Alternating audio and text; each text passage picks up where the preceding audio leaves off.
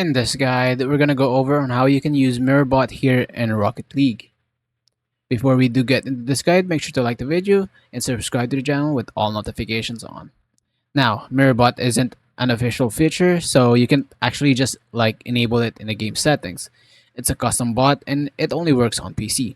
So the first thing what we need to do is close out of Rocket League and open up a web browser of your choice. For example, I'm using a Brave or a Google Chrome for this. Just search up on a URL, then type in RLBot just like so.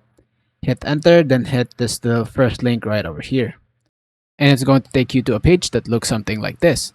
What you need to do is download this by hitting the download RLBot for Windows and wait for it to download up the very top and then select it, open it up, and just go through the installation process as a normal would installation do. From here, go ahead and launch the RLBot GUI program. It's going to look something like this. Just make sure that everything is running like so. And essentially what you need to do is find a MirrorBot on there and just add it to a team and put yourself on the opposite team.